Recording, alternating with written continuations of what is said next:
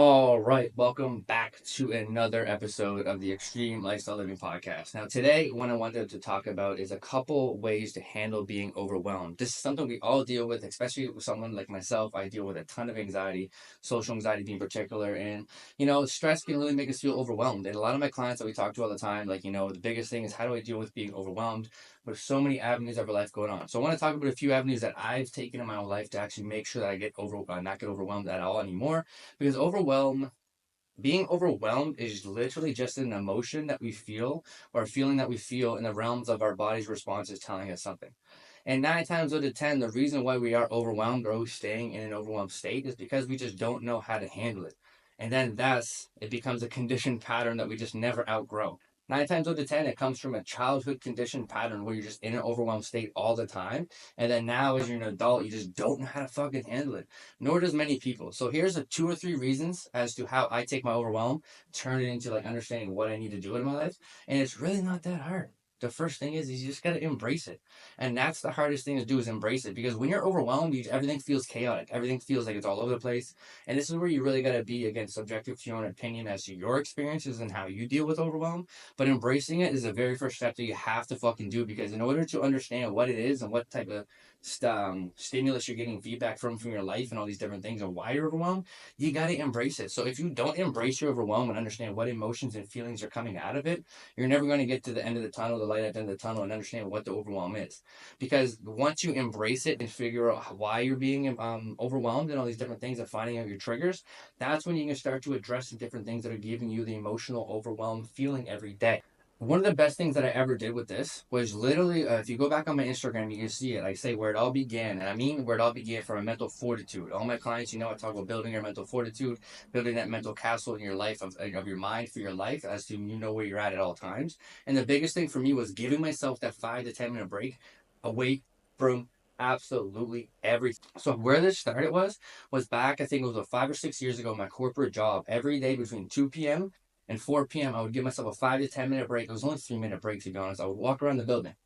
And the reason why this is so important is because what I mean by break is no electronics, no other stimulant, just you yourself by yourself. And if you can get outside and go for a quick little walk, that's even better. But the biggest thing is you got to give yourself time away from everything else in your life to hear and feel the feedback as to why you're feeling overwhelmed. And I can promise you, after day 3, 4, you may not feel anything, but after week 3 or 4, you will be so articulate into your emotions as to what makes you feel overwhelmed. The next problem after that comes with how do you fucking handle that? Because you're going to start to get super disappointed as to how often you let yourself get overwhelmed.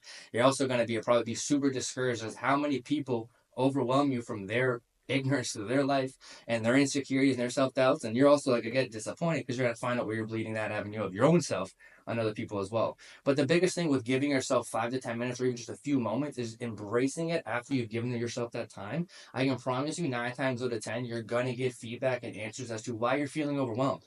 Which leads me to my third avenue of what helps me with my overwhelm is then you got to have some type of form of expression with that. You can't just embrace your overwhelm, you're super overwhelmed, and then like all of a sudden start having conversation with yourself, getting feedback. You gotta know what to do with it because then all that does is create animosity, more anxiety turns into anger or super deep depression. You just kind of go in your own little physical state and fuck off in the world.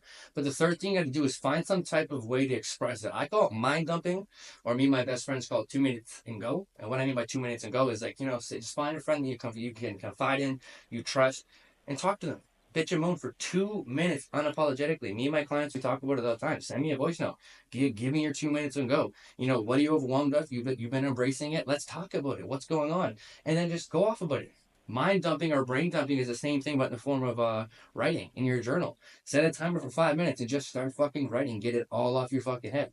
And the crazy thing about that is like then as you reflect on what you've just done, all of the words you said, the emotions you've had, all of everything you articulated in that little span of you having that conversation with yourself, you're gonna start to gain answers. You're gonna start to gain realizations. And then all through those realizations, those are where you find the patterns in your life that you gotta change and realign and make sure that they're serving you versus hindering your life experiences and things like this. And the craziest thing is it's the same as giving yourself that 5 to 10 minute break every day. You're not gonna notice changes the first day, the second day, or the third day of reflecting on what you're actually feeling in your head. It'll take 2 or 3 weeks. It'll take 2 or 3 months. But I can promise you, if you stay committed to this, by the time you're 2, 3 months into it, you're gonna be so aware as to your daily, your weekly, and your monthly stimulus as to when you get overwhelmed For me personally, I found out, I get overwhelmed the same day every single week. And then I found out it was stemmed from another day in the week, from an accumulation of a shitty pattern of me not taking care of myself.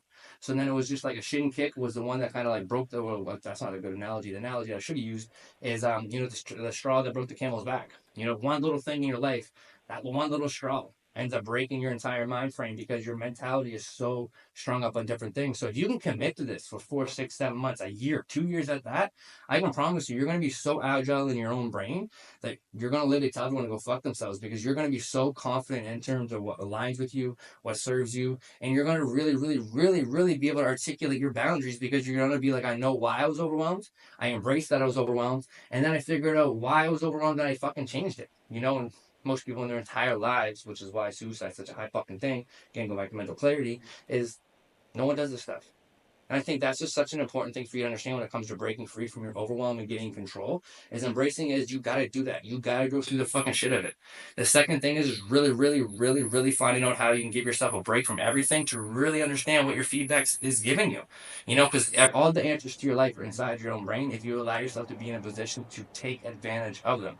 And then the third thing is just figuring out something to express it, whether it's a voice note to a friend for 2 minutes unapologetically, whether it's a mind dump or brain dump in your journal routine. But you got to find something to self-express it. Some people, then again, if you're here for a while, that's why I like going to the gym. A gym is a really good way for you to self-express yourself physically, which gets rid of animosity that you're holding from being overwhelmed. You know what I mean? But to finish up this episode and to give you guys a really good actionable in order to figure out how you can kind of start building momentum and not being overwhelmed as much, is start making literally micro goals. Start making all these little micro goals to start making headway on all these things that I'm talking about. You don't got to like reinvent the wheel, start going for walks, brain dumping, and changing your life today.